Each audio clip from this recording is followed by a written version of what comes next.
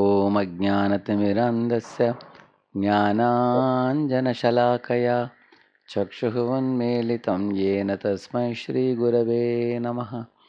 नमो ॐ विष्णुपादाय कृष्णपृष्ठाय भूतले श्रीमते भक्तिवेदान्तस्वामिन्निति नामिने।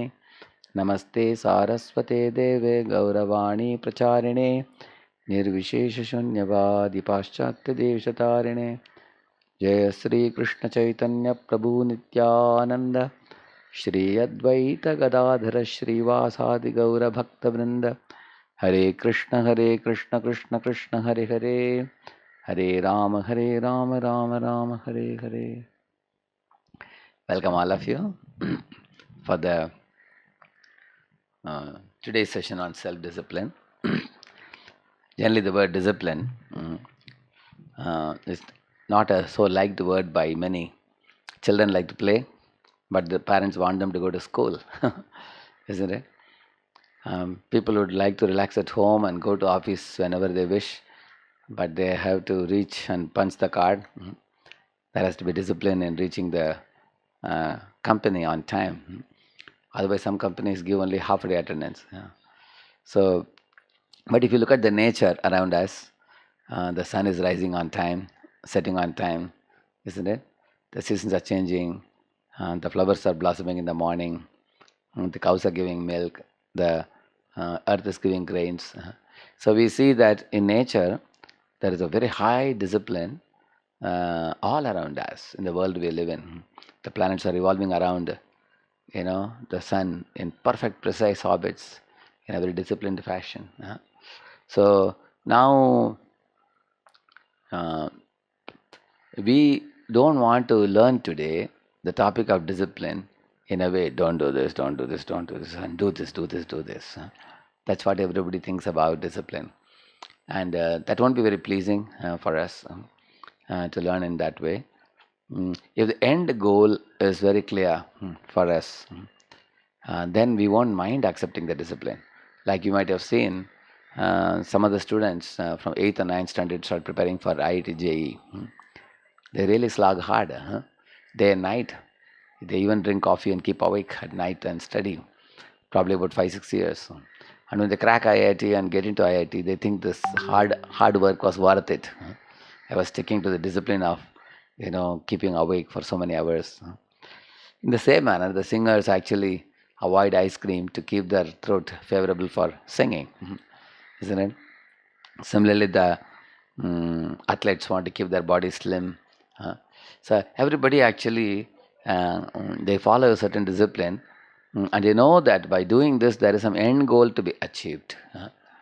If that end goal is not in our mind, unless we are dreaming about it, unless we are working towards it, unless we are feeling jolly about uh, reaching the goal, then without that the discipline is going to be a very painful burden for us. So therefore it's not a very wise thing to simply learn about the do's and don'ts in spiritual life. And this is one of the reasons why many of the teenagers and children actually, they turn away from spiritual life, thinking that spiritual life is a set of rules and regulations which you are supposed to follow. Sometimes they go to some millionaire's house, they keep a program on Bhagavatam. As soon as they go, of course, the millionaire has many followers who come out of his, you know, because he's a big man, he's supporting them, so they come. If he calls, they have to come. Maybe his company people or whatever. And the children, his own sons, daughters, they are inside and they are playing on video games. He calls them, "Hey, come here, Swamiji has come." So they come, they bow down to me just because he has told, and they get up and again back to video games. So they may not be interested in the class, because people generally think spiritual life is set of rules and regulations. So I don't want to keep the class like that today. Instead, we'll keep it very enlivening and interesting, something very constructive, something very positive. Uh, Therefore, one need not think that the spiritual life is going to strip off some of the things that I am cherishing the most now, enjoying in life. And instead, one can see that what awaits awaits me in future if I follow a certain practice. So these are the four topics I am going to cover in today's talk: purifying the mind, broadening our consciousness, change of heart, and ultimate goal. So I have plenty of slides to share with you today. Let us see, Krishna willing. I'll try to cover it today. The first one is about purifying our mind, especially from the three great viruses. You can remember them: lust, anger, and greed. LAG. They make us lag in our life. We can't lead, we lag because of these three. So these three terms may appear to be Bhagavad Gita terms, but these are observable in this world. The gang rapes have their root in lust. The criminal activities of murder and everything, they have their root in anger. The money scams and scandals, and all this income tax raid in certain people's place, and then seeing big money and all that has its root in greed. So you will see all the modern day ills have their root in these three: lust, anger, and greed. And these three are very great enemies to the conditioned soul, like all of us in this world. Like for example, anger, spoils our relationships at home and in the office. And sometimes the anger distances people from us. Sometimes the anger can lead to even divorce, or anger can lead to turnover of the employees in the company who are very important for us. Similarly, lust is another thing. Lust is actually adamant desire for that which is prohibited. So that type of desire, prohibited things, if we chase after them, the cost can be very severe. Similarly, the greed, we will see these things today. So we will go from the first topic, purifying our mind. So this was a session 1, self-awareness, key to self-empowerment. I will not again touch these topics. We will not get time. This is session 2. Already here we saw many of the regulations you see here. Eat purely, stay healthy, exercise, do pranayam, yoga, all these things we learnt. And early to bed, early to rise. So many of the regulations I have told here. But at that time we only told them to be regulations you have to follow. But somebody may prefer to follow or may not follow at all, because the end goal has to be very clear.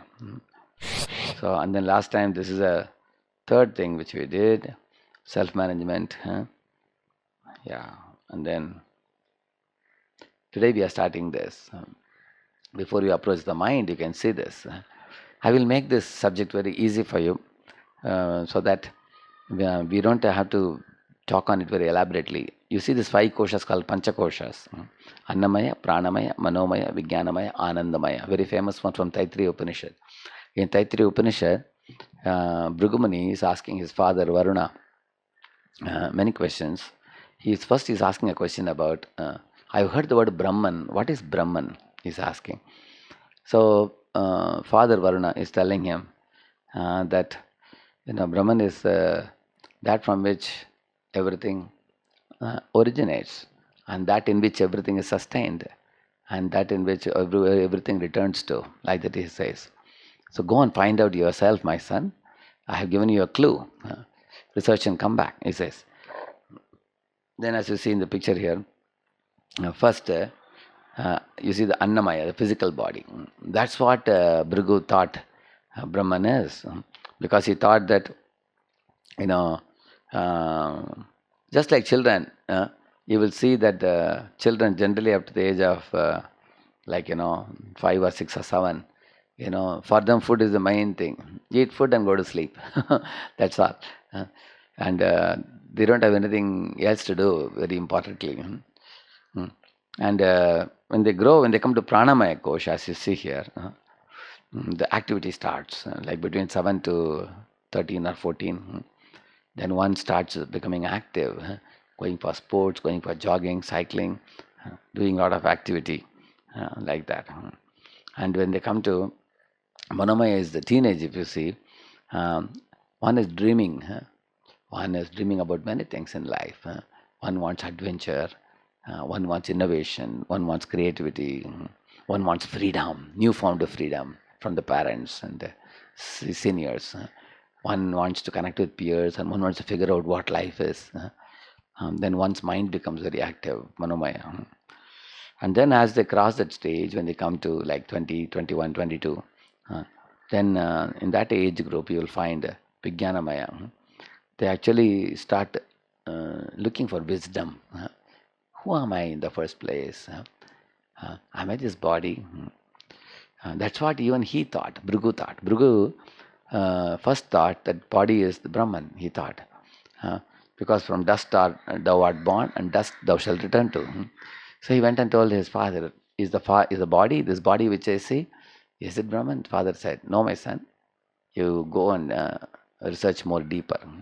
Then he came back, and he told the father that without the prana in the body, without the airs moving in and coming out, the prana, there are 10 type of airs in the body. Uh, so the prana actually pushes the senses like hands, legs, genitals, rectum and speech. The prana. So he asked, actually prana is actually the connection between the gross body and subtle body. Gross body you all know, Panchamahabhut. Subtle body is Man, Buddhi, Ahankar. And prana, the airs are in between. So then the father said, that's not the ultimate, my son. Please research more and come. Then he came back and said, my father, I found out that this external body is perishable very quickly. I think the subtle body, Manomaya, is ultimate, he said. That must be Brahman, he said, because it contains Man, Buddhi, Ahankar, Antakarana, we call it. So father said, no, you do little more research, he said, and come. So then he discovered that beyond this gross covering, beyond the subtle covering, there is a soul which is imperishable, indestructible. It has no beginning, it has no end. You cannot cut the soul with scissor, you cannot burn the soul with fire, you cannot moisten it with water, you cannot dry it with air, and it's a real person, the soul. So when one comes to Vijnanamaya, by asking question about Atato Brahma Jignasa, which is said in the Vedanta Sutra beginning. So one will come to the understanding that I am not this material body, I am not this gross body or the subtle body. Generally at the time of death, what happens? The soul comes out, but the covering of the subtle body also goes with him. That is man, buddhi, ahankar, mind, intelligence and ego goes with him, where the desires are stored. If I have some desires unfulfilled in this life, it is stored in this subtle body, which is also material body, but subtle material body. It is mind, intelligence, ego that carries it, and then accordingly the desires are fulfilled. So father said, oh, that's very good, you understood the soul. Still you dig deeper, understand. Then when you come to Anandamaya, when can you get Ananda? Actually, love has to be exchanged between two people, like the child and the parent, or the husband and the wife. In the same manner, the Ananda is experienced when the soul experiences a loving relationship with God. At that time, one becomes filled with Ananda. In the Taittiriya Upanishad, it is said, when it's talking about the Purushottama, the Supreme, he says his face is Priya, it says, full of love, and his right hand is Pramoda, he says. Left hand is Moda, he says. Moda, Pramoda, Priya, such words are used. The Supreme Person actually is an embodiment of love. And anyone who comes in connection with him experiences the utmost satisfaction, utmost happiness, that nothing of this world can satisfy them. All the things of the world become very insignificant for them. So when one comes to the Parama Ananda, the bliss we call it, spiritual bliss. So in this way, these five koshas are explained. As you see here, now how do you develop these koshas in yourself? First, if you do asanas, eat nice proper prasad, befitting food, which we said in the earlier sessions, vegetarian food, which is sanctified vegetarian food, means prasadam, we call it. And then if you do asanas, asanas actually control the senses also, asanas. And also body will be slim and healthy and very brisk and alert. But if you don't do asanas, gradually the nerves and everything become stiff.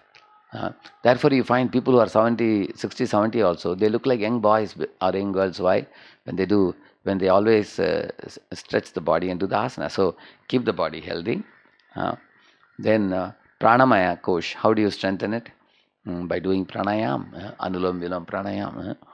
And that calms the mind also, pranayam.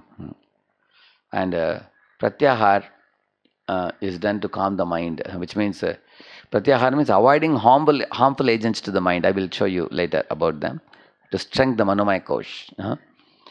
So, unfortunately, in the teenage, one gets exposure to various things that are harmful to the body. Like for example, they put a waterfalls, and there a boy and girl are standing very stylishly holding a cigarette in their hand, and they say, smoke this cigarette and feel cool. Because they put the waterfalls, people think in that video that smoking also will make them feel cool like that. They're actually putting fire inside. So in this way people get cheated often. So therefore one should do pratyahar, avoiding agents that are harmful to the mind. We will show you more about that later. And then one has to do dhyan, means meditation, and dharana means literally hold. So what should we hold? Actually, if we keep the mind clean and if we sit and meditate on, our Dhruva was told to meditate on this mantra, Om Namo Bhagavate Vasudevaya. That mantra was given by Narada. That's what he had to hold in his mind. And in this age, Kali Yuga, we chant the Hare Krishna mantra. Hare Krishna, Krishna Krishna, Hare Hare. Hare Rama, Rama Rama, Hare Hare. We attentively hear the mantra. Gradually, we will be able to hold it in our mind for a prolonged period of time, and that's how the purification of the mind takes place very swiftly. Yan nam shati matrena puman bhavati nirmalaha, it is said. The heart becomes purified by hearing and holding the mind, holding the mantra in the mind. And then that strengthens our Vijnanamaya Kosh, which means we clearly understand I am spirit soul, I am not this superficial body. I am seated in this body like a driver sitting in a car, like that, one understands. And Samadhi is the last one, meditation of the Supreme Lord Vishnu or Krishna, which is the goal of the Ashtanga Yoga actually, is attained during the Anandamaya Kosh, where once his Lord is Supreme, is extremely beautiful. And I am his subordinate, I am his small part and parcel. I am Brahman, he is Supreme Brahman. I am Atma, he is Param Atma. And the sambandha between the two has to be revived. And that love is eternal love, everlasting love, imperishable love, unforgettable love. It is such a kind of love that gives us great security, strength, satisfaction, a sense of being loved, being wanted, being showered with bliss. That stage. So now, for the self-discipline, I am going to give you some positive goals today for raising our mind above the petty harmful temptations. So what do we do? First is to purify our mind from the viruses of lust, anger, greed. So I will elaborate on this. And then broadening our consciousness and change of heart. And ultimately 4 things I told you. The first one we will do now. This is the first one. So actually we have to keep our mind under control. How do we do that? We will talk about it. If it is not controlled, just see how our mind will become our master. Actually, mind is good as long as it is your servant. But if mind becomes your master, then you can see you are really in trouble. You can see that. When mind dictates terms to you, like you are walking in the road, the mind says, look at the shopping mall. There are so many items to be purchased. Immediately go. Your pocket has got, just now 20,000 rupees bonus. You have to empty it now. Please go inside. So if you are going to hear the dictations of the mind, we are going to empty our pocket on one hand. On the other hand, again the mind will laugh at us afterwards. Now, why does the mind behave like that? Because there is impurity in the mind. Lust, anger, and greed, I told you. Those impurities in the mind are the ones which are causing. They are like viruses in the mind. Those viruses cause this problem. It becomes our boss and controls us. And you can see there are so many problems society faces due to uncontrolled mind. See, people have depression and stress and hypertension. These are all modern day diseases. Loss of trust and madness and so many things. Determination becomes weakened. So one should know how powerful is the mind. Mind is compared to an elephant. So, and then the result of such, you can see here, these are all arising from the problems of impurity in the mind. Therefore, if you are really serious about curing the mind, then you have to follow the instructions given. This I already showed you before. So here, Lord Krishna will say in Bhagavad Gita that first you put blinder to these horses. These horses, otherwise, will run in all directions. Out of these things, easiest thing to do is to give some blinders for the horses, so that the horses don't look here and there and they go to the real goal. Otherwise, which means actually the five senses. That's what Krishna will say.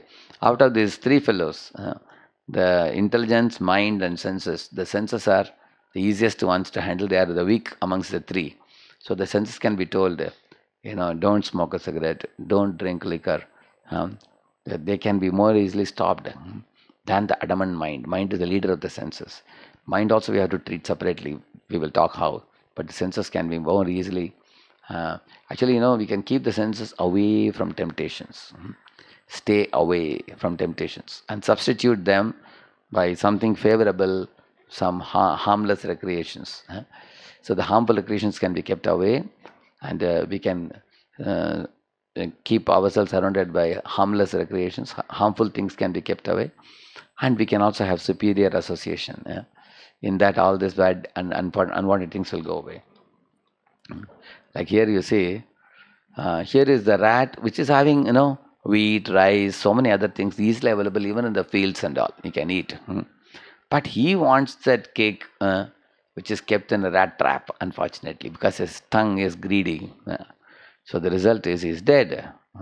Similarly, the fish, he has all types of different foods available in the ocean, which are simple foods like rice, dal, sabji, chapati, which we take. But he wants the worm or some piece of meat which is hung in a fisherman's hook. When he becomes greedy for that, then he is dead. You see? So God is so kind that He has provided us for our need. If the rat or the fish was satisfied with their need, they would have lived their lives very happily all through their lives. But you see that they actually they did not know it was a trap. They thought something very nice and they got trapped. Uh, they thought it is a food for survival. But if you see the human being, he has another trap. If you see all these bad habits, they know it's a trap. It's not necessary for survival. Nobody will die without a cigarette. But still, man takes all these intoxicants and gets trapped like a fish or like a rat. Yeah. You can see if we don't restrain our bad habits and purify ourselves out of them, many of the bosses are worried. Oh, he has no control over eating. He's always not fresh. Yeah, he has to smoke every now and then. He gets sick very easily because he's into drugs. And boss sometimes think, hey, this fellow is uncultured. He gets into affairs with women. Yeah, this fellow has a broken marriage, so therefore is not attentive in work. This fellow quarrels with everybody. You can't work with anybody. Yeah, this fellow is a moody fellow. He never looks confident. So in this way, many of the bosses have a problem in the company. Whom should I recruit? Should I look for someone else with good habits? Therefore, you can see all these are habits that people are faced with. And people actually have to make an effort to come out of it. One of the biggest problems of the mind is like and dislike. I like this, I dislike that. Actually, mind always likes in an impure stage. It likes impure things. And the mind in a pure stage will choose the right thing. But right now, because our minds are impure, we should not take the likes and dislikes of the mind seriously. We should tell the mind, just like, for example, ask children, what do you want to do? You want to go to school or do you want to play? They'll say, we want to play. How many days in a week you want to play? They will say, all 7 days. Can the parents take the children's word seriously? They have to send them to school. So, therefore, as you see here, mind, I dislike this, which means, I don't want to do the right thing. I like the wrong thing. That's what the mind says. But Krishna says, no, don't listen to the mind, he says. So, when you talk about the habits, the habits are something which are like a settled or regular tendency. In Sanskrit, we call it as sanskar, vasana, vritti. Sanskar means the impressions in our mind. And how do the impressions come in our mind? Because if you encounter something once, that is one impression. then second time, third time, fourth time, several, or multiple impressions. For example, you see popcorn. So when popcorn smell, you got it in the train, you purchased it, you ate it. Oh wow, it's wonderful. It's very crispy. It's very salty. It's very nicely fragrant. Now I know what a popcorn is. So I have tasted it with my tongue. I have smelled it with my nose. I have seen it with my eyes. So Shabda, Sparsha, Rasa, Rupa, Gandha. These five things are involved in getting the sanskar, the impressions. Now next time if I get the smell of popcorn in the train, oh, I say, wow, again popcorn is coming, get it now. Because then what happens, the sanskar, gradually you eat it second time, third time, fourth time, then it becomes vritti. Vritti means tendency. Tendency means I get a tendency for eating something. And then later on, when I do it over and over again several times, it becomes vritti, we call it, which means propensity. Vritti is very deep rooted. So in this way, it becomes this vritti, vasana, sanskaras, these things we say, and that's how the habits are formed. Certain habits. Here you find the child is praying. Here you find another girl is smoking. So these are all habits we have cultivated in the association of, grandparents, parents, friends, and the books we read, movies we watch, and all that. Therefore, Krishna is telling here, Tasmat tvam yendriyan yadav niyamya bharatarshabha papmanam prajakhihyenam jnana vijnana nashanam. He is saying that this type of adamant desires of the mind, one should give up. Arjuna is saying, niyamya, you have to restrain them. Like you see, Shabda, Sparsha, Rasa, Rupa, Gandha. That means eyes, nose, ears, tongue, and skin. So, like you see, this fellow's head is filled with all these desires, varieties of all types of desires. So these are all called mental scripts. Like you have software programs in a computer hard disk. Like that, it is there in his head. You see all kinds of impressions. So, and these are the ones which are pushing his hands and legs to indulge in those habits. Habits are become so deep that even if you remove H, a bit remains. If you remove A, bit remains. If you remove B, even it remains. In this way, earlier he was drinking bottles. Now he tries to reduce. It became this much, and then doctor told him if you drink you will die. Now it has become a class. At least something is there. He is unable to give it up completely. They are addictive in nature. Initially they give you a kick like this. You feel, oh, I am feeling some kick. My friends are fools, they are not drinking, I am drinking. But then it brings us down, down, down, below, like this. Depression. So to compensate this depression, again one more liquor. It takes up. Then it brings him down, even more depression, bigger depression. So this is how it becomes an addictive habit. Yeah. Therefore, here is the Gigo principle. Very simple. Good in, good out. Garbage in, garbage out. So we have the choice whether to put good in. And what are the good things that put in? The books we read. Choose the books like Bhagavad Gita, Mahabharata, Ramayana. Choose the right movies to watch. The music we learn. Actually, everything should be a learning experience to progress towards the goal, which I will tell you eventually. And the type of friendships you keep. Our Evolve is organizing programs in many places. They are offering a very good association of devotees practicing in IT circles. So keep good friends. Yeah. So till now we have learned these lessons now. You see, subdue the mind by superior intelligence. I told you the chariot example, isn't it? So subdue the mind is like ropes and the driver is the intelligence. So subdue the mind by superior intelligence, Viveka Buddhi, by studying Bhagavad Gita. And the second thing I told you about controlling the senses, I didn't tell you how because I was waiting for these pictures. Here you find two pictures I have shown you. See, this fellow snake charmer is actually playing the instrument. He's playing now. And see, the snake also is dancing. Similarly, our senses are compared to snakes. They want to loosely move here and there and do nonsense. But if we sing this Maha Mantra, Hare Krishna, Krishna Krishna, Hare Hare, Hare Rama, Rama Rama, Hare Hare. That's like snake charmer. So our senses will gradually start liking this mantra and they'll become very calm. Just like, flip-flop switch. In a flip-flop switch, if you don't connect here, it gets connected here, isn't it? So like that our mind also now is connecting to anxieties, worries unnecessarily, worries of the past, fears of the future. You disconnect from it by chanting the Hare Krishna 108 times every day. Just takes you 10 minutes. So that's like the man is playing this, as you see in the picture. He is subduing the snake-like sense. And then when the snake is moving his head like this, he'll remove the tooth, poisonous tooth, which is compared to our impurity in the senses. Chanting will remove that impurity. Another example Krishna gives in the Bhagavad Gita is the tortoise. You see, it's a special type of tortoise. You see here, it is taking his head and legs inside. Why? Whenever there is danger, that means harmful habits, harmful things come. We should withdraw our senses inside, like this tortoise. Now you look at the tortoise now. Now, when you go to temple, you should bring your head, legs, everything out, which means look at the beautiful deities and take prasadam, dance in the temple, isn't it? Use your leg to walk to the temple. That means when good things come, you take in. When bad things come, you withdraw your senses. That's one of the meanings. Another meaning is, use your senses to follow the scriptures. And when something that is harmful to our system comes, which is not favorable, which is not in line with scriptures, which may deviate us, then you take your senses in. So these are lessons we learned till now, and then some more. Choose the books, movies, friends carefully to get encouragement to good habits, and put aside likes and dislikes chosen by the impure mind. Remember Gego principle. So these things we learned about the mind and the senses till now. Let's proceed ahead.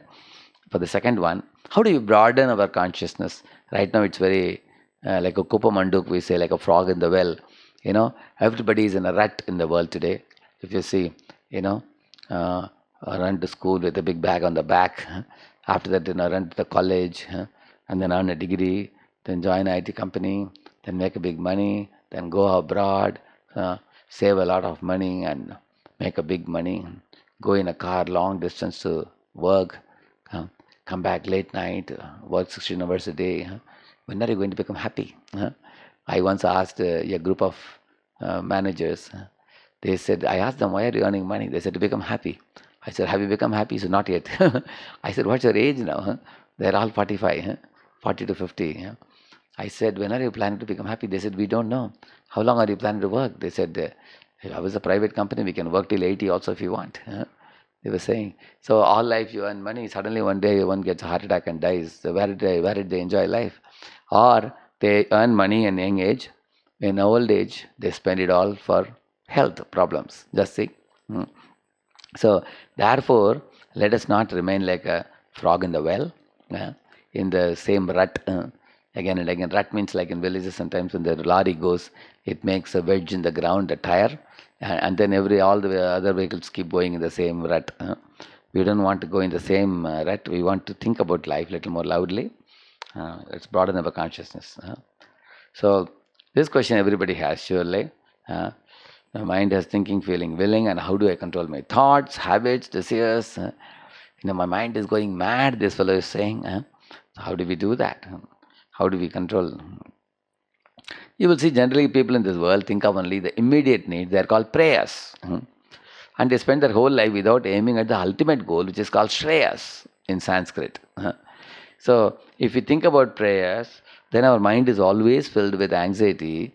Why the mind is filled with anxiety? Because of not knowing the ultimate goal, not being very clear about the ultimate goal. Say, for example, you are sitting in an interview and they choose you for the job. You ask them, what's the salary? They say, that we can't say. Will you be peaceful? Because you're going to join a company, you need to know what is the salary package you will get. In fact, you have to consider whether to join this company or not, isn't it? Based on the package they give you. Otherwise, then you'll always be in anxiety. Is it not true? And say you are joining a college, they are telling you that yes, we will award you we will award you a certificate at the end of the course, but we can't tell you whether our college is affiliated to any university at all. If they say, will you be able to study in a college like that? Isn't it? Similarly, we are all living our life without, like you see in this picture, this is the same things that anybody thinks in this world. He's thinking about dollar notes, he's thinking about a big house, he's thinking about a car, and he's thinking of a family. He can't think beyond this. This is his limited. He's like a frog in the well, as I told you. Any common man does this only. He can't think beyond this. So let us think. Ultimately, all this, why he wants happiness. And there are different levels of happiness. If you see the physical happiness, if you see here, this is physical happiness. Eating crackjack biscuits and drinking a cup of tea, and also then higher than physical happiness lasts only for about few minutes only.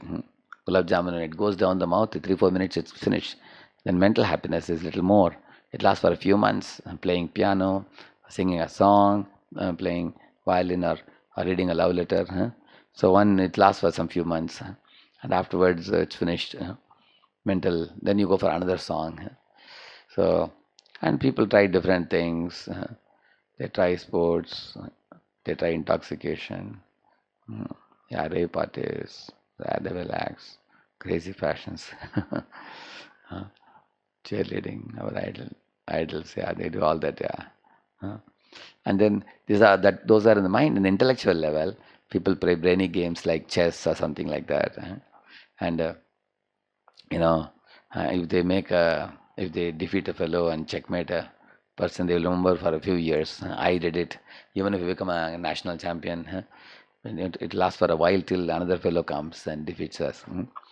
And spiritual is the highest of all. One important thing we should know is that spiritualists are not people who don't want pleasure or happiness.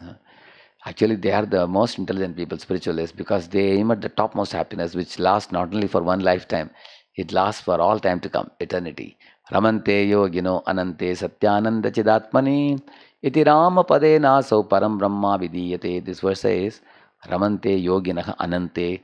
The yogis enjoy unending pleasure, unending bliss. Because once you come to that fifth stage of Anandamaya stage, uh, even in this world, you will never be crossing with any other living being. You will be able to see all living beings as God's children. You will be able to see God as the father of all creatures. And you will see life will be like every moment it will be like a song or a dance for us. And we see everything as belonging to God, God's energy, to be utilized in His service. And we will not see anybody as a friend or enemy. So therefore, the spiritual happiness is everlasting happiness in this life and for all time to come. So therefore, people, we have to read the scripture, chanting and yoga and all these things, but we'll tell you a little more about it now. See, in this world, we have seen animals and humans do the same thing: eating, sleeping, mating, defending. These four activities are common to both, as you see here. And but animals do even better than humans in many of things. Even humans are surprised. I can't eat like an elephant. I can't have eyes like an eagle. I can't run fast like a horse. I can't sleep like a polar bear for 6 months in a year. Yeah, you see all these things. I can't sniff and find out a thief like a dog. They have far more superior abilities than us, than humans. Uh, then what way are humans superior? We are think this is animal kingdom. Don't think animals don't have any. Animals also have thinking ability. They also have rationalism. Only for the same four activities: eating, sleeping, mating, defending. In humans may say, "Oh, we have star hotels," but what is great about it? That's only eating. Um, They may have skyscraper building, they may have jet planes. So they may go in jet planes and drop bombs. That is defending. Same four activities. They may have latest methods of communication, but what are they talking about? They're talking about mating. They're talking about, enjoying life. They don't know what is beyond is eating, sleeping, mating, defending. How is man superior to animals? In what way is human being superior? So here is the point.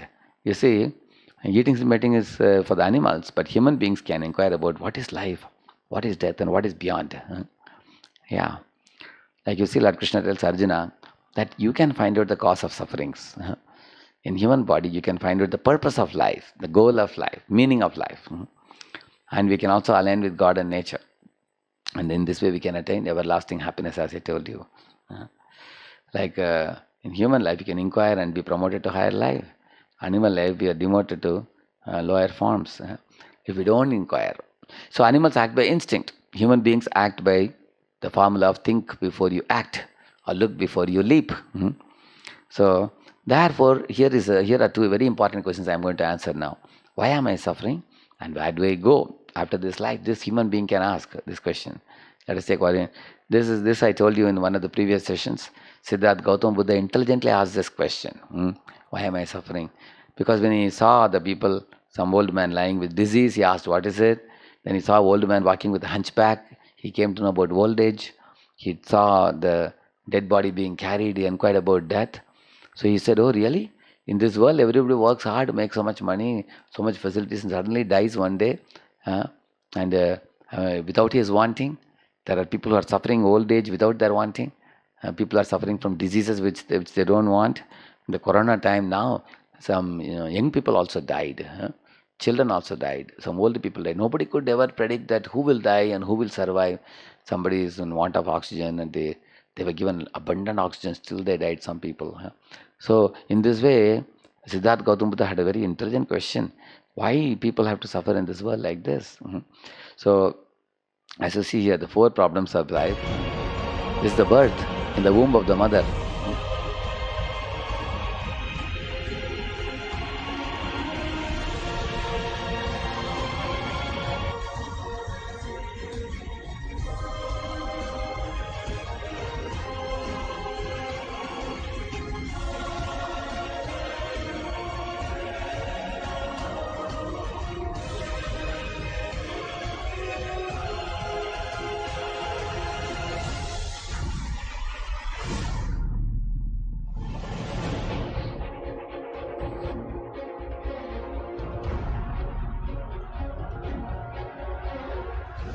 Child is kept in a constricted pocket.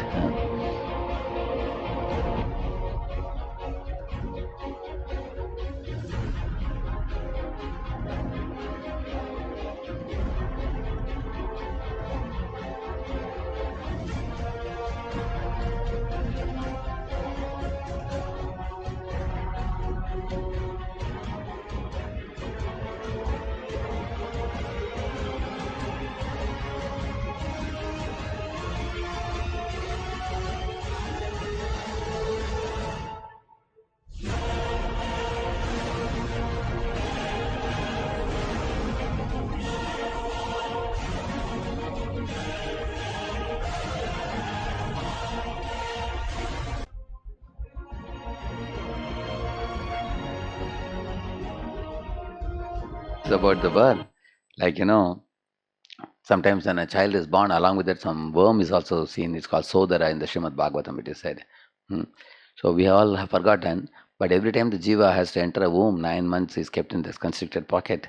This is how he has to suffer. And then in the old age, you see here, everybody would like to remain young and hale and healthy like this. But then very soon they start growing and old and our bodies become weak and frail. It has been observed in this world. These are observable things. I'm not saying anything new for you. And people try all kinds of cosmetics to forget the old age.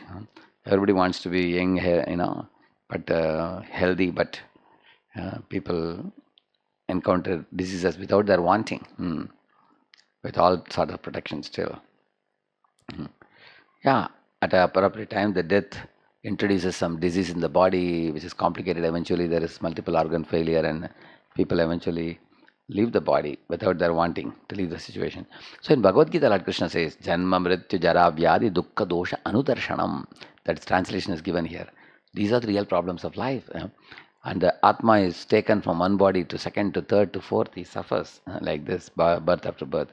Apart from these problems which we heard, there are also problems from our mind and body, problems from other living beings, and problems from natural disasters also. Like you see here, headache, stress, depression in our own body and mind. And others like, mosquito bite, thievery, robbery and terrorists and all that. And natural disasters like tsunami, earthquakes and all that. So this is represented by Durga's Trishul. Trishul represents these three, which I told you just now. Therefore, in this world, Durga is personified material energy. So all of us are suffering fourfold problems, and these are threefold problem miseries also. Yeah, the same things are shown here. Yeah, these are all problems of the body. Yeah, and these are problems with other living beings. Somebody pointing fingers. These are natural disasters. So we are living in a world where we face these three type of kleshas, which represented by Durga's Trishul. You see, although medical science is very advanced, undoubtedly, but they won't be able to cure all the diseases and eliminate all diseases per se from the planet. They can't do that. In fact, they are giving only temporary solutions like this. You find, as you see here, your white hair, put some hair dye, use some facelift, or painkillers or oxygen tubes, and eventually everybody has to leave the body. So science cannot do these things. It cannot eradicate the diseases or old age or anything. And therefore, these sufferings all of us know. So therefore, we should ask a question. The Atma is imperishable. I told you in Taittiriya Upanishad, what Bhrigu discussed with Varuna, I told you. He found out that I am not the body, I am the spirit soul. And I have to attain God. So where do we go? How do we go? That let's see now. Where do we go after this life? See, material point of view, people think like this. We are all bodies made up of the matter, and we are no more than chemical bundle. Everything is finished at the time of death. Like that, people think foolishly. Actually, this is not the truth. The body, whether it is an elephant's body or a small mosquito's body, it is actually powered by the soul, Atma, who is actually driver of the body. Once the driver of the body leaves the body is called as dead. After that, then, like for example, a pilot walks towards a plane in an airport. When he enters the plane and enters the cockpit, now, immediately the plane takes off, isn't it? Otherwise, the plane will be standing there for a million years. Dead matter cannot move by itself. The body is not matter. Of course, body is made up of matter, but this matter is being energized and moved by the soul. Like I am right now seated in the body, therefore I am speaking to you. I am moving my hands. But when I leave the body will drop dead. So that is not known to most of the modern people. As you see here, this is the truth, spiritual viewpoint. You're not the metal body, flesh and bones. Your spirit soul seated in the body. And we don't die when the metal body stops to function. So Krishna says a beautiful verse. Vasamsi jirnani yata vihaya navani grihnati naroparani tata sharirani vihaya jirnani anyani samyati navani dehi. He says that just like you all had one dress yesterday, you removed it and put on another dress today. Tomorrow you will wear another dress tomorrow. You all change dress every day, isn't it? Like that, the body is also like a dress, Krishna says. Nice example he gives. Like you change dress every day. Atma changes from one body to another. And while being in one body, you see here from childhood to boyhood to youth to old age. And what remains is only skeleton. Maybe we can keep it in an anatomical laboratory. But then the soul goes out. Again, he occupies another body, third body, fourth body. Like that, he takes on different bodies. Yeah. Yeah. Like you see here, the boy is in cycle, then bike, and then car, and then aeroplane. The same driver. The driver is just changing the bodies. Like that, the Atma is changing the vehicles of different bodies. Sometimes he's in a human body, sometimes in a dog's body, sometimes in a tree's body, like that. Yeah. So based on what? Based on the quality of his desires. Because every body represents one particular type of desire, which the soul can fulfill in that particular body. Like polar bear, you can sleep for 6 months in a year without any ridicule by anybody. If somebody likes to play in water for a long, long time, they can be fish or shark or timingala in the water, like that. If somebody doesn't want to put enough dress in the body and cover their body, they are scantily dressed, showing off their parts of the body to others, then they can become a tree in the next life. Because tree doesn't wear any dress, it can be standing like this. That's what happened to two devatas called Nalakur Manigriv. They were sons of the treasurer of the devatas called Kubera. So they were cursed to become trees in the next life. Fortunately, they became trees in Vrindavan. They saw Krishna's pastimes, and Krishna went in the Okal Bandhanila between the two trees and broke the trees and brought them out and delivered them. So they became trees. Why? Because they were nude when they were playing in the waters of Mandakini Ganga with some two devis also. So the nature awards us bodies according to our mentality. Yeah. Like Krishna is saying, Yam yam vapi smaran bhavam tyajatyante kalevaram tam tamevaiti kaunteya sadatad bhava bhavitah. He's saying that whatever state of being one remembers when he quits his body, oh son of Kunti, that state he will attain without fail. Which means, Srila Prabhupada writes a beautiful statement here. He says, the mental existence is transformed into a tangible form as soon as there is an opportunity. Like Atma with a certain mental existence is traveling.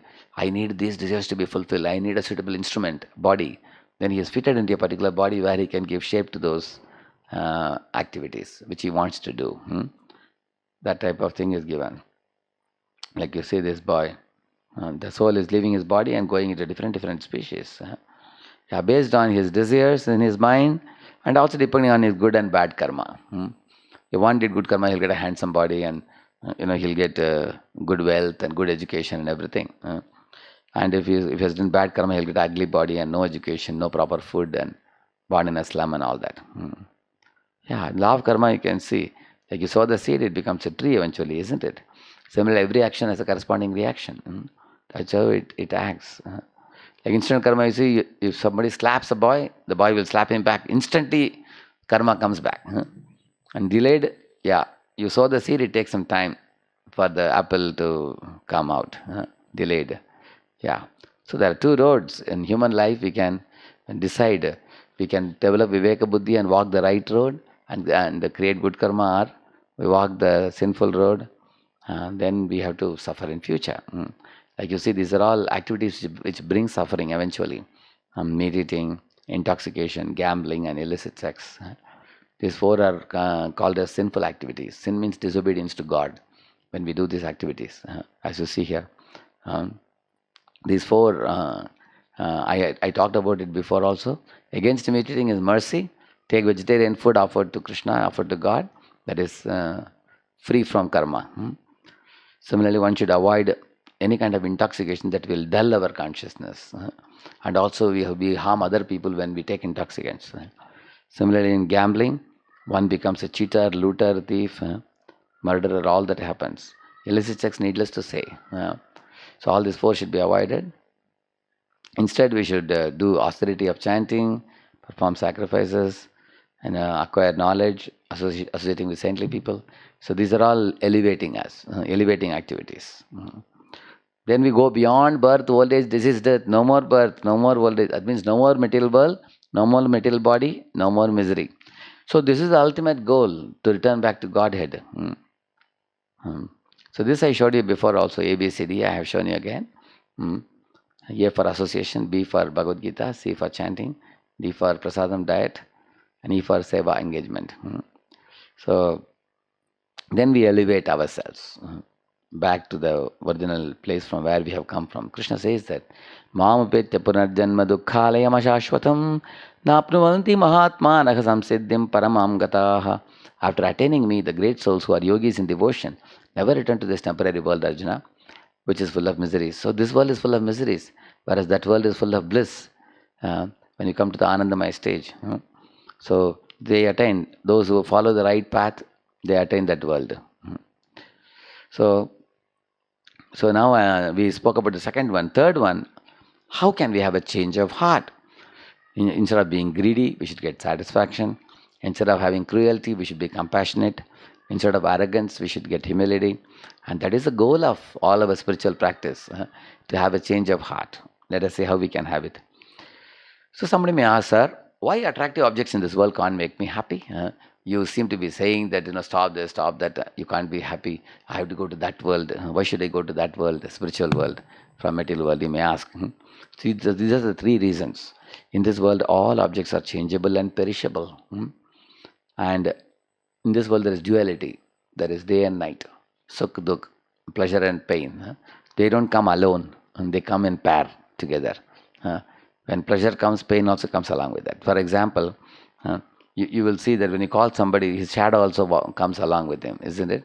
In this world also, you get a car, you get the joy of having your own car. You can go to office in your big car along with you can also visit to other places with your family.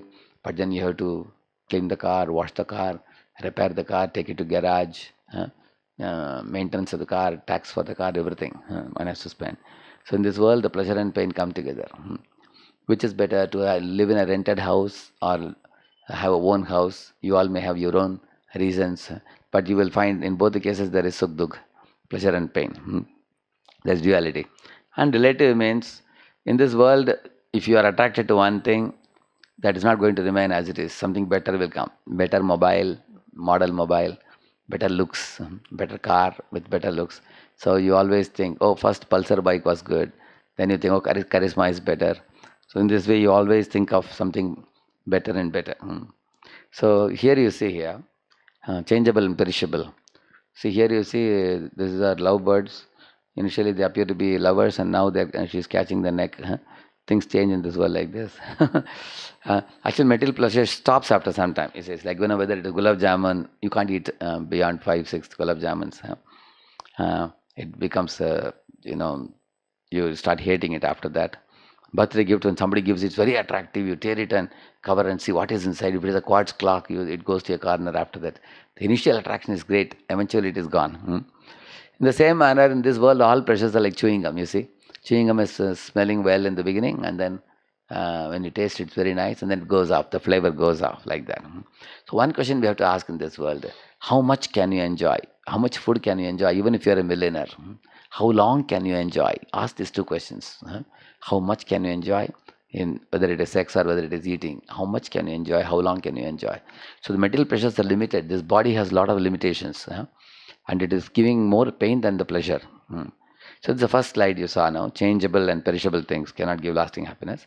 Second, the material world is built on the principle of duality. I told you, as you see here, whether it is house or a car or a marriage, all gives up the. You want only the pleasure. You don't want pain. You want only honor. You don't want dishonor. Like that. But at the same time, they all come. They come in pairs in this world. That's why no object is perfect in this world. It's every object has some defect. Thirdly, all things are relative. Like you see here, when you get one bike, after that I want another bike with better looks. You see, I want another mobile with better facilities. You always think of something better than what you have now. You always look at others, what others are having, isn't it?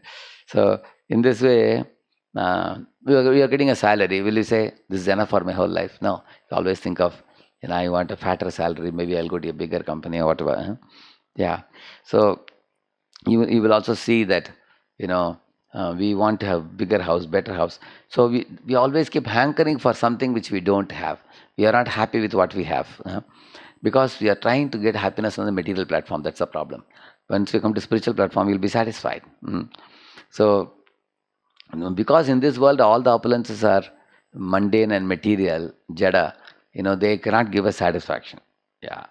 See here, how do we broaden our consciousness? Look at the Lord Krishna's creation. He says that I am the splendor of the sun. See, the sun is giving light for unlimited number of years, so many years.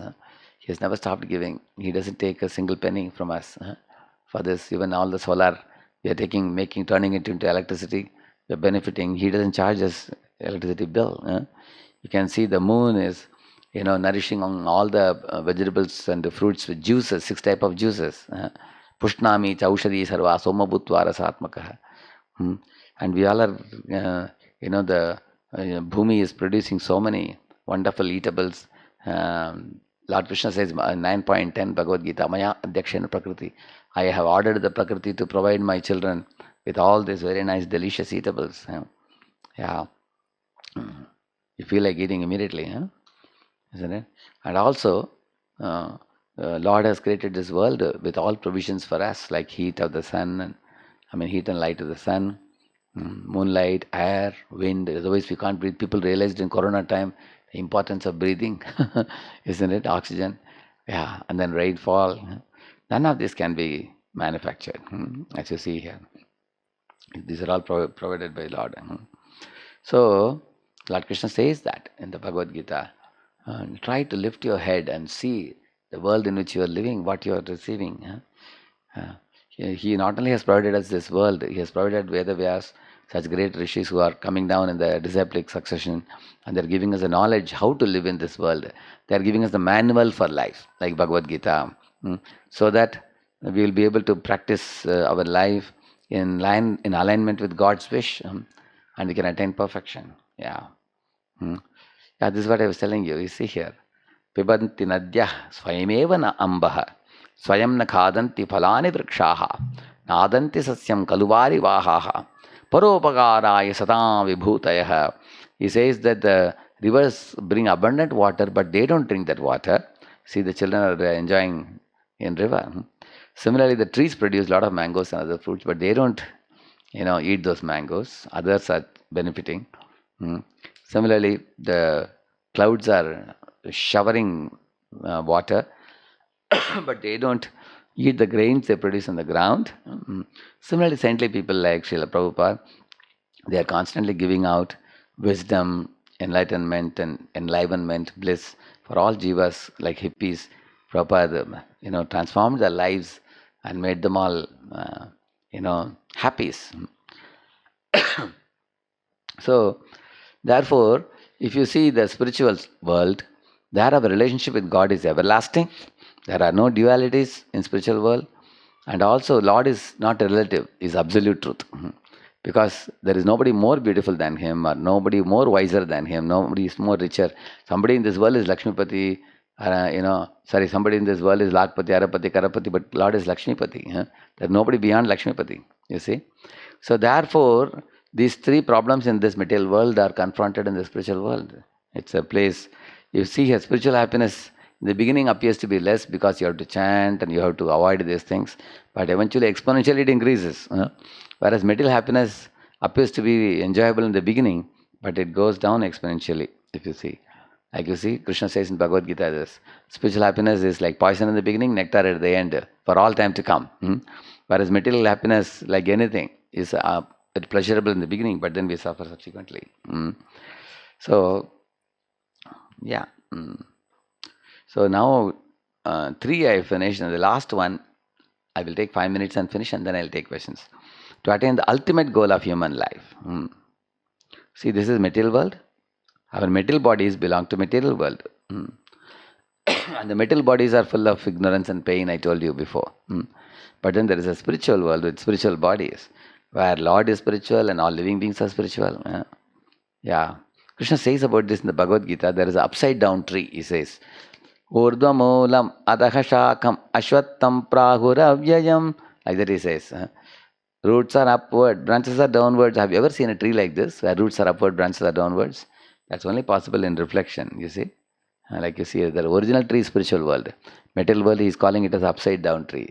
So why he says so? Because in the original tree there are real mangoes. That means real happiness is in spiritual world. In the material world, there's only reflection mango, what you see in the water. It looks like mango, but you can't enjoy that mango. Our happiness in this world is like that. See, there's a real marble, fake marble. Similarly, there is something real and fake. Similarly, spiritual world is real. See, there's real mango, plastic mango. So the material world is like that. See how the forms are changing in this world. The young lady has become like this. The forms transform. Whereas in spiritual world, our forms don't change. We are eternally ever fresh, pure spiritual bodies. Material world, Krishna calls it as a perverted reflection of the spiritual world. So spiritual world is blissful, where every word is a song, every walk is a dance, and water is like nectar. All living beings are pure. There is no old age, disease, or death there. These descriptions are given by Brahma in Brahma Samhita. Yeah, that's our real eternal home. Even this home you enjoy very much with your mother and father, but it is only short lived for 70, 80 years. Whereas there we live eternally. Unfortunately, we have left that place and come here. Goal of life is to return back to that abode, you see. So why we come to this world at all, you may ask. So we're living such a beautiful place. So this world is compared to a prison house. See, this world is compared to jail, this material world. And here also the food is given to us, like the grains and fruits are given by Lord. Herbs are there for medicine. We have this material body that's awarded like a check shirt. And we suffer in this world. I told you, three with the top, threefold miseries and fourfold problems. And release from this world means going back to in a spiritual world. Stay in the state means that is like state, and this is like jail. Material world is like jail. Spiritual world is like state. Actually, in the spiritual world, all living beings abide by the laws of God. They are all full of love. But when they turn away from God and come to this world, then they suffer. Yeah, like a boy wanting to have his own toy car to drive, not wanting to go with the father. Similarly, we want to have our own independent life from God. Therefore, we have become like a fish out of water. For a fish out of water, you give all these things, he's not going to be happy, isn't it? Yeah, he wants to be put back in water.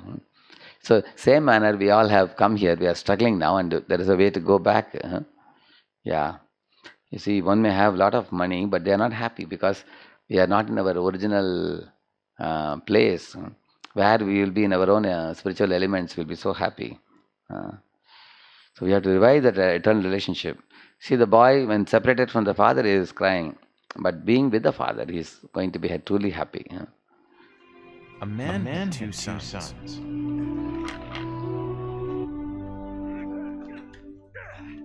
The younger son told his father, "Father, I want my share of your estate now, before you die."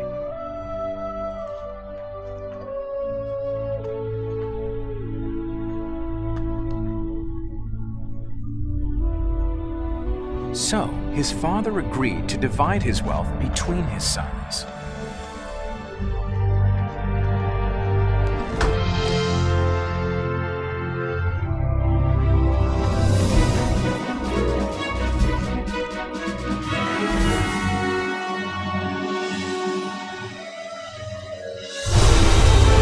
A few days later, this younger son packed all his belongings and moved to a distant land.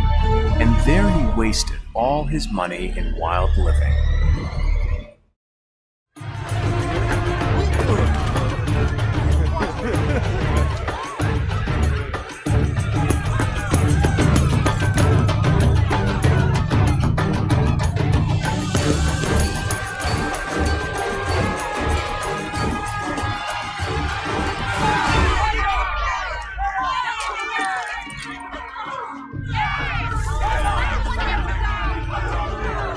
Go ahead, throw them again.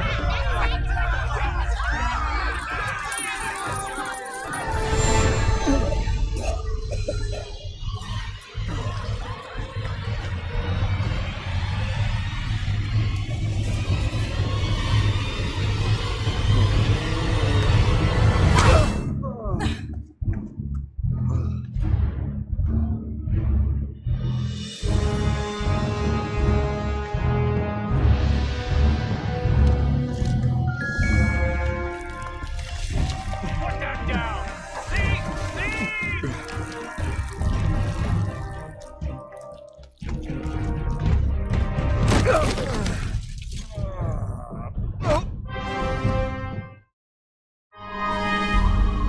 About the time his money ran out, a great famine swept over the land and he began to starve. He persuaded a local farmer to hire him, and the man sent him into his fields to feed the pigs.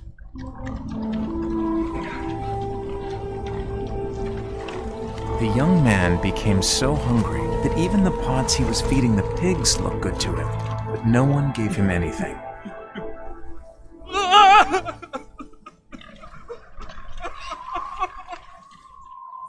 When he finally came to his senses, he said to himself, "At home, even the hired servants have food enough to spare, and here I am dying of hunger." He wasted everything his father gave him. While he had the job of feeding the pigs, the young man became so hungry that even the pods he was feeding the pigs looked good to him. But no one gave him anything. Finally, Here I am, starving to death. Treat me like one of...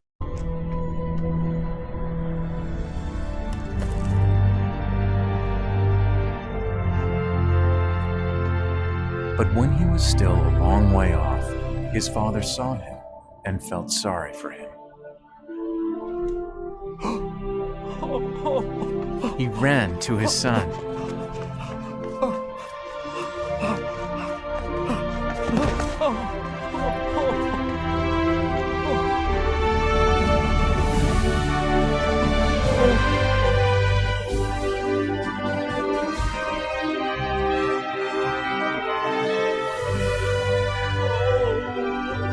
And he hugged and kissed him. Hurry and bring the best clothes and... So as you saw, you must have understood the meaning, huh? As I told you, you are like the last son of the father. Yeah. Just like you see, watering the root of the tree nourishes the whole tree. Similarly, putting the food in the mouth nourishes the whole body. Similarly, all of us, we are all like actually children of God when we offer worship to Him. Ultimately, when he is pleased, everybody is pleased actually. Here is a Leela you are seeing of a fruit vendor lady in Vrindavan giving all her fruits to Lord very wholeheartedly. Of course, when he glances at her basket, it is all filled with, you know, gold and silver and diamond simply by his glance. Actually, this is a great lesson that many people have forgotten. In the Vedic times, people would do yajna because the meaning of the word yajna means not just offering ghee in the fire. The meaning of the word yajna means to act for the pleasure of God, act in alignment with God, act on behalf of God. That is actually yajna. So the moment you start aligning with God's wish in Bhagavad Gita, what He has given, do this, don't do this, immediately our lives would be transformed. Yeah. Like you see here, the spirit, souls, and spiritual will derive great joy in loving service to the Lord. We are simply cooperators with Lord, not competitors. Yeah.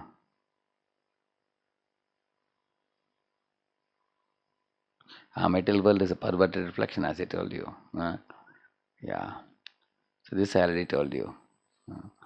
By yeah. Actually, the word Purushottama is used for three people. It's used for Vishnu is called as Narayana, is also called Purushottama. Lord Rama is called Maryada Purushottam. Krishna is called Purna Purushottam. The word Purnam actually means complete manifestation of Godhead. Vedahametam Purusham Mahantam Adityavarnam Tamasa Parastat Tameva Vidvanati Mrityumeti Nan Japanta Vidyate Ayanaya. See, the Shruti mantras also talk about Purushottama. They don't talk of something impersonal. You can see Vedahametam Purusham Mahantam. They are saying Tam Yeshwaranam Paramam Maheshwaram Tam Daivatanam Paramam Cha Daivatam, which means amongst all the Devatas he is a supreme. And amongst all the controllers, supreme controller, it says. Patim Patinam Paramam Parastat Vidamadevam Bhuvaneshwamidnyam Yasmat Param Na Paramasti Kinchit. Beyond him there is no one. And he is called Purushottama.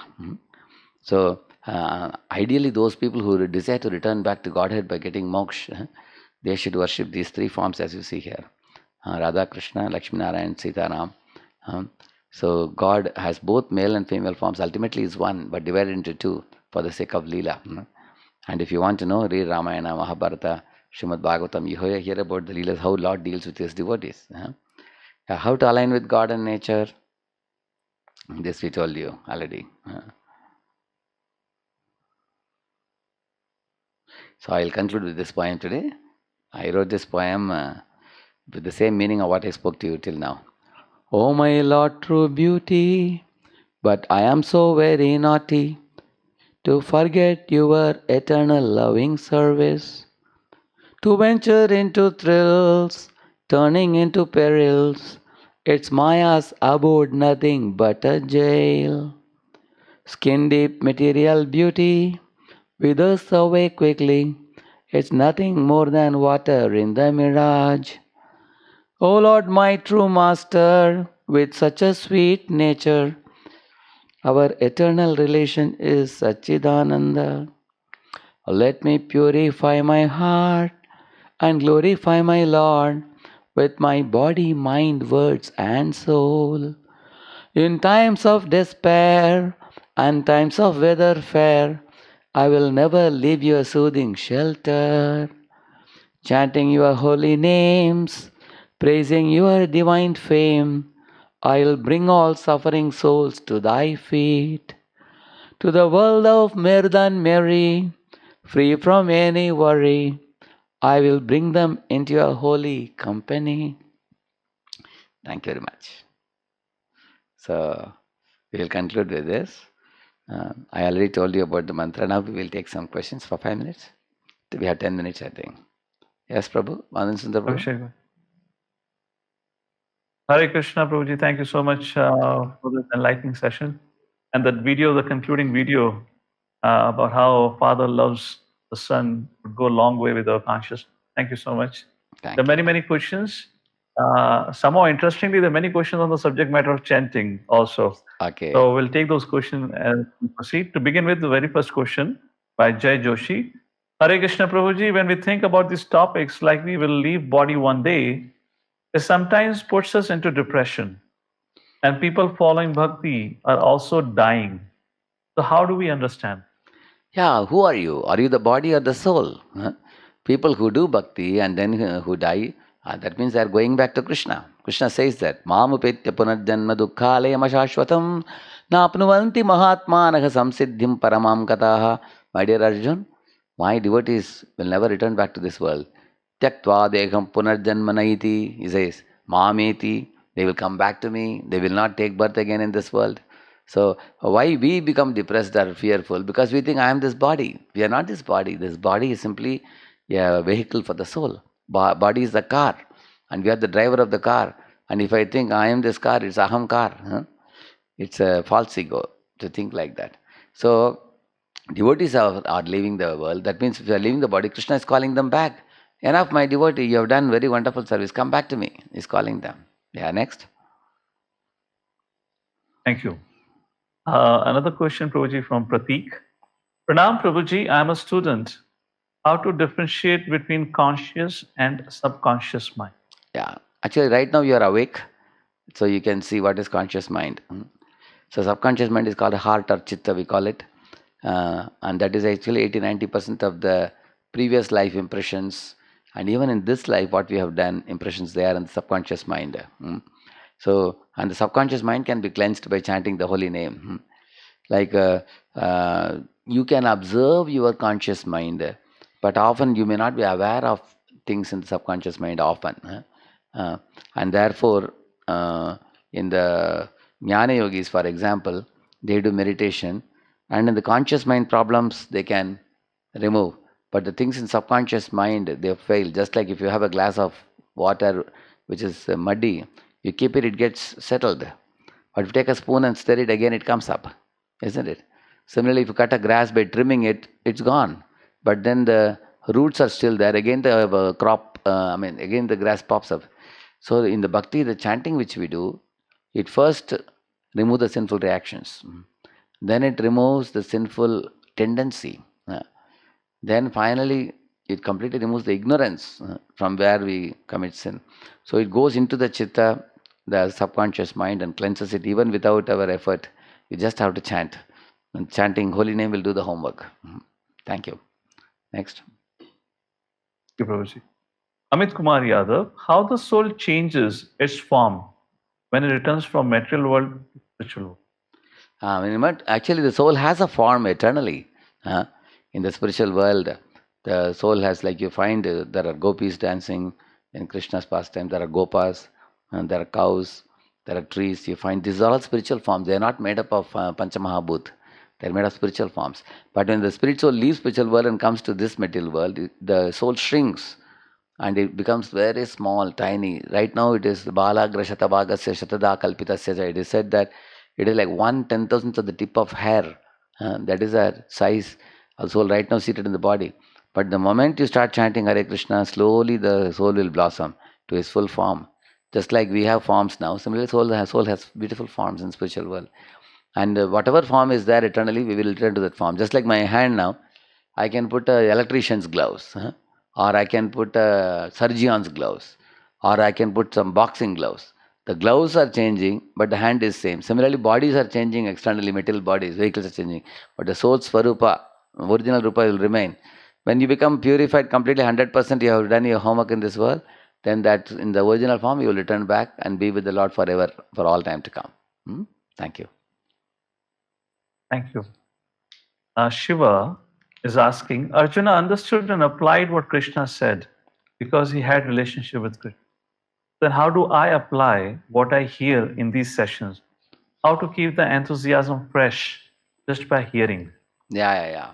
So just like you have to water the plant every day, otherwise the plant will dry up. Similarly, your bhakti is also like a plant. We have to water it daily. And you also have to put a fence around the plant, isn't it? Otherwise, goats will come and put their mouth. Otherwise, elephants will come and they may uproot the plant, isn't it? Especially when it is very tender. So what you have to do?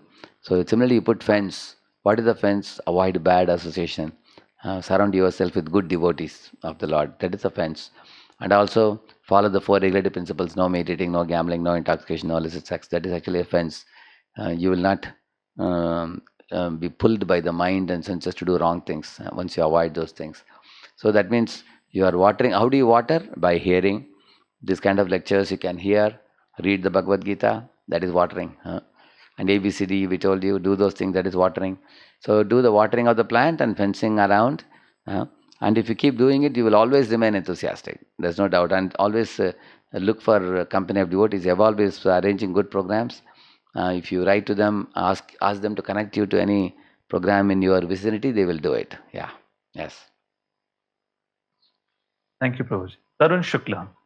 Tarun Prabhu is asking, I have started thinking that if this is temporary world, why to work here? Instead, we should focus on worshipping Lord Krishna. Yeah, but Krishna says in Bhagavad Gita, Sharira yatra pichite na prasiddheda karmana. In this world, if you don't work, then how will you, earn your livelihood? Because you need roti, kapda, makan, we say, food, clothing, shelter. If you are a family man, you have wife and children, it's your duty to take care of them also. So you have to earn some money and have a bank balance and have at least some medium-sized facility. Some facility will be required to live in this world. Even Krishna acknowledges that in Bhagavad Gita. And he says that everybody should do their work. Arjuna wanted to run away, but he told him that you are a Kshatriya, a warrior, you have to do your work of fighting. Similarly, I appreciate Tarun's intelligent point. Yeah, you're right. If I'm not the body, I'm the soul. Why am I wasting my time with the body? But as long as the body is there and the bodily relationships are with us, we have the duty, responsibility to them. We can't run away from it. We should fulfill the responsibility. In case you are a very rich man, well-to-do man, you have nothing to worry about. You have money for 2 generations below. No worry. Then you can write to us, and we will suggest you how you can keep your life Krishna conscious in this situation. Then you don't have to do the kind of job or work you may be doing in case you have sufficient money. And then you can focus on Krishna consciousness along with your wife and children, family. You can do that. Yeah. Yes. Thank you. Jigar Shah is asking, how does one avoid the ego of being in Krishna conscious? Wonderful. It's a brilliant question by Jigar Shah. Very nice. Actually, we should not be proud that I am Krishna conscious. All other people in this world are demons. They are not coming to Krishna. They are not chanting. And they are all going to Maya. We should not think like that. That's a wrong outlook. The right outlook is, actually, I was also one amongst these people before. But devotees spotted me out. They gave me the Japamala. They gave me Bhagavad Gita. I am so blessed that I am so fortunate to meet the devotees. Similarly, if these people who are suffering in the world are given Bhagavad Gita and chanting, they will also become wonderful devotees. Just like I became fortunate, I want to make them fortunate. That's the right outlook. Yeah, thank you. Thank you, Prabhu. Another question. Namaste, Guruji. How do I control my son's anger? And how do I make him interested in education? Yeah. So he becomes angry because you are forcing him to study, and then you want him to be interested in his education. I agree. If you are a father, naturally you are concerned about his study. So we have to be authoritative parents. Authoritative, not authoritarian parents. Authoritarian parent means like Hiranyakashipu, who was actually pressurizing Prahalad so much. That is authoritarian. Authoritative parent means polite and firm, both. For example, you tell your son, beta, you want to play. Okay, what time to what time you want to play? You will say 5 to 7 I want to play. Okay. So 7 to 9 will you study? And he says, yes, I will study. So then you make agreement. You promise me you will come back at 7. He says, I'll come back. And then you say, if you come back at 7, then daily I will let you time for playing. 2 hours you play, 2 hours you study, isn't it? So he agreed. And he will also tell you, don't interfere with my playing, but sharp 7 I'll be here. So you both make agreement. So in this way, polite and firm. You have to apply both. You have to give leave and catch, as we say. If you overly pressurize, then son becomes angry and he develops animosity as he grows up. After teenage, he will say, you do your thing, I will do my thing. So therefore, parents have a very difficult job, I can understand. So we have to be assertive, not aggressive, not passive. Yeah. Next. Next question is from Deepak. Hare Krishna Prabhuji. The world validates one on materialistic achievements. How to overcome the constant fear of being tagged as failure if we are aligned in spiritual achievement? So if you are aligned with spiritual achievement, why do you think you are to be materially a failure? Like you see our Ambarish Prabhu, who is Alfred Ford. He's Henry Ford's grandson. He's a billionaire and he's a Krishna devotee. Take George Harrison. He is a great Beatles hero. He is a Krishna devotee also. Take Arjuna. He was world-renowned champion in archery. He was a Krishna devotee. Do you think all these people are failures? So they were all very shining in there with so much accolades and credentials and everything. So it's possible for you to be a Krishna devotee. Spiritual advancement you can make along with your side by side performing well in your profession. So who said one as like I am a monk, but people who become monks are not even 1%. If you see brahmacharis like me in India in ISKCON, they are actually 0.01, 0.01, 0.02. So 99.9% of the people are married people. They have profession and they are all spiritually also advancing and doing the profession also well. Yeah, next. Thank you, Prabhuji. Prakash Sahu. My question is how to remain fearless in this pandemic situation and how to stay stable in bhakti in grahastha life. Now you have heard all these four lectures. You should be fearless because who are you? Are you the body or are you the soul? If you know you are the soul, then you have no fear. Nainam chindanti shastrani nainam dahati pavakah nainam kledayantyapo nashoshayati marutah. Krishna says the soul cannot be cut with scissor. The soul cannot be burned by fire. Then why fear? There is nothing to fear for a devotee, number one. Number two, and not only you are not the body or the soul, you are chanting Hare Krishna, you are doing bhakti in grahastha life, isn't it? So for bhaktas, Krishna says your future is very glorious. Even if you don't go back to spiritual world, if you have material desires, at the time of death, Krishna will arrange you to go to heavenly planets, where your material desires will be fulfilled. And when you return to earth, you will be born in a Brahmana family or in a Vaishya family, aristocratic family. See how Krishna keeps his devotees so nice. You see, even if you have material desires in your heart, he will take you to heaven. And there you will clean up your material desires. Then you're free from that. Then you're born in a good Brahmana family or in a Vaishya family. Brahmana family, you will get good sanskaras, good scripts. And in Vaishya family, you will be so well to do that you don't have to work too hard for making money. So in both the families, you can focus on God again. And in case you have done a lot of Krishna consciousness now, and you couldn't complete it, then you'll be born in very great Vaishnava families, Acharyas families. And if you have perfected your life now, you have nothing to fear. You leave the body, you go back to Godhead, from where we came. So why fear? Corona may be there. Some people are dying, some people are, in fact, many of my relatives and all, they got COVID, even I also got. And we have spent our 2 weeks and then we were all right. We come back. And in case we couldn't come back, okay, this body will be taken away. Then we'll get replacement body. And that replacement body will be wonderful. Because for Krishna's devotees, the future is very bright. He has promised it in the Bhagavad Gita. Yeah, next. Thank you so much, Prabhuji, for this encouraging answer. Rishikesh, when we talk about suffering, who is exactly undergoing the suffering? Is it the soul alone, or because of the body in which I am situated? Does the soul feel suffering without the body? Actually, for example, say you purchased a Mercedes-Benz car and you parked it in the parking lot. Some boys were playing cricket. The cork ball came and hit the glass. Immediately, as soon as you see the ball hitting, you will feel pain. And then you will think, who are these boys? I want to catch them and beat them up. But when you come near, you find it is not your car. It is somebody else's car which has the same color, same Mercedes-Benz, same model. And you check the numbers. Fortunately, it was not your car, somebody else's car. Then you are smiling. You think, thank God, my car is safe. So now, just now you were crying and now you are smiling. So it's all based on the attachment, you see. See, the body can never suffer because body is always dead. The soul can never suffer because soul is Satchidananda, is always in bliss. But the soul, when he imagines I am this body, then that impure material attachment in the mind, that is causing pain in the mind. That's where the pain is. Yeah. And without the body, does the soul suffer?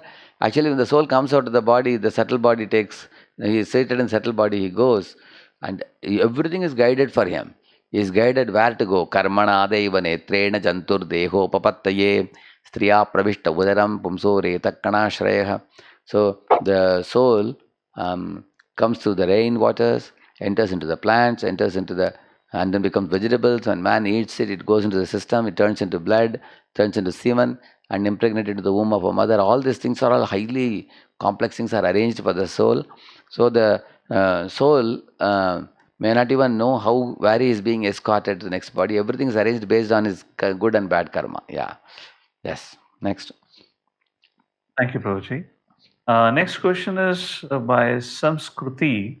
How do we overcome depression? Yeah, actually, why we get depression in the first place? You wanted to do something and that thing didn't happen the way it should have happened. So you become depressed. Say, I wrote a competitive exam, I couldn't make it. Then all my other friends made it. So I become depressed, I couldn't make it, isn't it? So therefore, I was telling you, see the smaller picture and larger picture of life. Like when a boy is playing in the seashore making a sandcastle, sometimes the waves come and hit it and the sandcastle is washed away, he will cry momentarily. But then mother says, Beta, it's getting dark now, come. Then he turns around and goes with my mother and father home. And when he is dining in the dining table, he is eating with mother and father, he is joyful. Because if the boy identifies with his mother and father, he is blissful, he is very happy. But when he is identifying with the seashore where he made the sandcastle, he is weeping. So I would suggest you that you turn your face towards God by chanting Hare Krishna and following the principles. So you will feel more connection to God, and in that connection you will always be happy. And you will know that our success and failure in this world is like sandcastles made and being washed by the sea waves. It's not a big loss for you. And besides that, the competitive exam is not the only thing in your life. You have your entertainment, you have your parents' relationship, you have your, education is one aspect of life. It's not everything. So in this way, try to see a broader picture of life. That will bring you out of this depression. And also, you can go with the good friends who are encouraging you, cheerful friends, positive-minded friends. You can come out of it. Yeah. Yes. Next. Something similar on this line. Rinku Prabhu is asking. Oh, weird. The question was, what happens in this pandemic situation if a person died because of COVID? What is his destination? His destination depends on how he has lived his life right now. So the way you live your life now, that decides our next life. That we have to see. Next. Next question is from Ganeshi. How did the individual souls, which are originally eternal and blissful, come to this material world? Since we are innately part and parcel of Lord Krishna. Yeah, innately part and parcel of Lord Krishna. Yeah. Actually, the just like, for example, sometimes in a fire, big fire, there are also coal pieces. And a coal piece, like that, if it falls off the fire, it loses its shine, isn't it? It loses its shine, it loses its reddishness, it becomes blackish again. Similarly, the soul develops a desire that I want to create something for Krishna. And Lord says, everything is here in spiritual world for you. But he says, no, I have a desire to create. So he develops a desire to do something. So then he is sent to the material world to become Brahma. And he creates. And after creating all the living beings and everything, if he wants to go back to Godhead, he will be immediately allowed to come back to spiritual world. But while becoming Brahma, if he creates and becomes proud of his creation, then from Brahma's position he comes down to human level. In human body he commits sinful activities, then he becomes animals and other things like that. This is one example I gave you. In the same manner, God is like sun is very great and the spark of fire is small. If you throw buckets of water in the sun, nothing will happen to sun. Whereas if you take a tumbler, a small glass of water and put it in a spark of fire, it can get extinguished. So we, souls being very small, we can fall prey to Maya. But God, who is source of all jivas, who is like a big fire, like a sun, he can never be extinguished. I mean, he can never be subjected to Maya. In fact, Maya is one of Krishna's energies. Mama Maya, Duratyaya, Krishna says in Bhagavad Gita. So therefore, if you surrender to him, then we go back to him. Because Maya cannot touch us once we surrender to him. Like for example, if you are surrendered to the government, police cannot catch you because you are aligned with the government. Yeah. Next. Thank you, Prabhu. Next question is from Vasanthi. Hare Krishna, Prabhuji. My cousin is not able to get proper sleep after COVID attack. Can she chant Maha Mantra at night? Oh, yes, surely. Even I do that when I lie down. I continuously in my fingers, I continue chanting, chanting, chanting, and I go to sleep. Yeah, one can do that actually because that calms the mind. Your mind is very hyperactive. Then when we chant, and gradually mind becomes calm, cool, collected, and we can breathe also. Deep breathing, we can do diaphragmatic breathing, we call it. And we can also do PMR, which is progressive muscle relaxation, which is called the Shavasana. You can tell your cousin to learn from a yoga teacher how to do Shavasana, progressive muscle relaxation technique, meditating on the leg and the hands and one part of the body. So we can do Shavasana, we can do deep breathing, we can chant Hare Krishna. It will calm the mind, it will help us. And also, those people who don't get sleep, you go to your Ayurvedic doctor, of course, they give you some Brahmi tail on the head and the soles of the feet. If you apply, you will get quick sleep. There are many things for that. Actually, we have to keep the body healthy, surely. Ayurvedic doctors will prescribe good things which will be ultimately doing good for the body. You consult them, yeah. Thank you, Prabhu. Can we chant Maha Mantra in a Brahma Muhurta time without bathing? Oh yes, Brahma Muhurta time is very wonderful. In case you feel it is too early, 4 o'clock or 5 o'clock, you don't feel like bathing, you start with chanting, and after chanting for a few months, suddenly your mind will be inspired. I want to bathe and chant, like that mind will say. Because the Mahantra has purified your mind, and then you can bathe and chant. Till then you can chant before bathing, no problem. Yeah.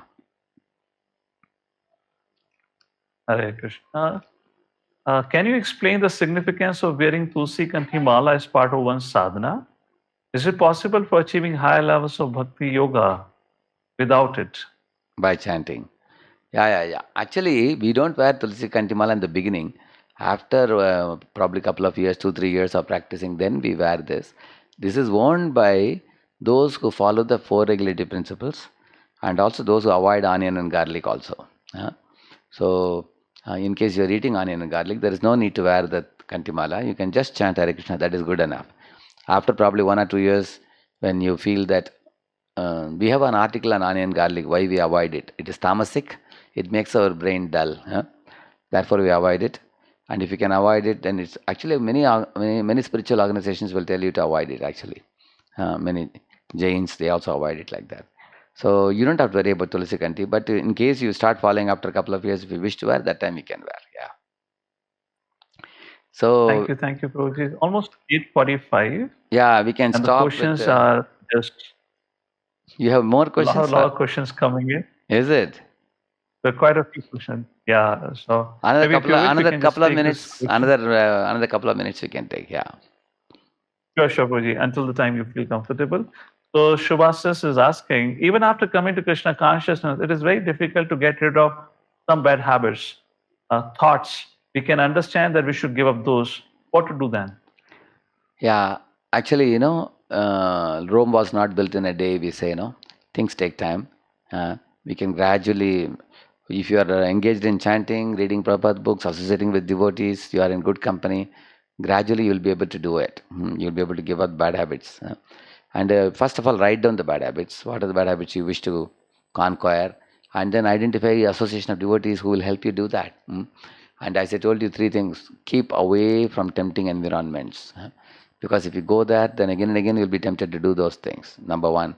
Number 2, substitute them with positive activities. So that you will get a higher taste. You are not only depriving, you don't feel like deprivation, I have to give that up. Instead of that, I have positive activities, spiritual activities. Yeah, that kind of, and also we need to cultivate fear of bad habits because it's not good for us in the long run. Yeah. Yes.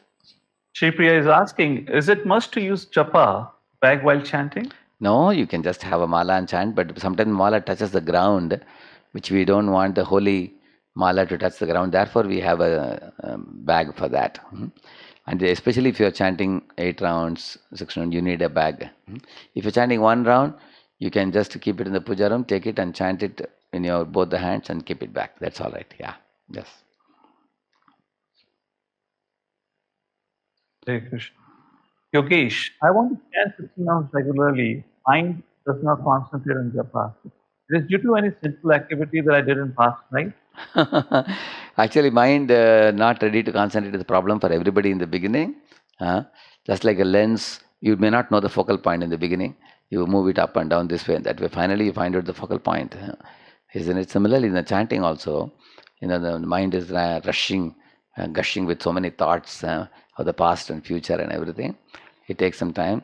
You chant two words, Hare Krishna, Krishna Krishna, Hare Hare, Hare Rama, Rama Rama, Hare Hare. So I will send one article to Madan Sundar Prabhu called as the art of, the techniques of concentration. It's from one of the books called Art of Chanting Hare Krishna. I'll send you that article separately. So Madan Sundar Prabhu you can note that devotee to whom you can send that article. Huh? How will you send You it? can share with everyone otherwise. Okay. So we can send an email out to everyone. Yes. Others will also benefit. Yeah. Abhiram is asking, how do we remind ourselves that we are souls and always connect with Lord Shri Krishna? Yeah, that is very easy when you are engaging in Krishna conscious activities. For example, we rise early in the morning, we do Mangalarati, we do chanting, we hear the Srimad Bhagavatam class, we are with devotees, we go out for distributing the books, Srila Prabhupada's books. Outside we are doing Harinam Sankirtan in the streets, or ladies are cooking in the kitchen and they are hearing a song, Hare Krishna song. So just be engaged like Vrajabasis in Vrindavan in Krishna conscious activities. You will know that I am spirit, soul, servant of Krishna. I am part and parcel of Krishna. My duty is to serve him and love him. So naturally you will know it. And then we reduce our unwanted other activities which are making us think, I am the body, I am this, I am that, isn't it? Yeah. A little interesting question. Prabhuji, if the path of soul is predetermined, then why there are so many stories of ghosts? Actually, if you ask the Jyotish people, they will tell you that you have a life up to 80 or something. Say somebody dies at 60 by an accident or something, they will have to be reborn again. And that is because there are some Gandam, they call it. Gandam means there are some vulnerable points in certain age group. Like Indira Gandhi also had that. And the Jyotish said, if she survives this 3 days or 1 week, she will live for 10 more years. They say like that. There are vulnerable points. Somebody dying in an accident or somebody dying, being killed, murdered by somebody, they may become a ghost. But if they have done Punya Sukriti in the past and all, then they won't become a ghost actually. They will be immediately arranged to be born in another place. Such thing happens. So everything is not predetermined. Actually, there is also free will. There is fate and free will. That's a very dynamic thing between the two. That's a very big topic. Another time we will talk about it. Yeah. So we can conclude here, Mansundar. The last.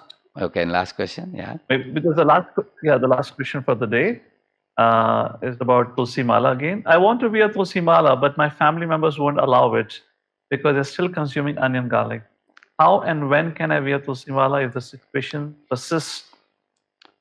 In future. Okay. Don't worry.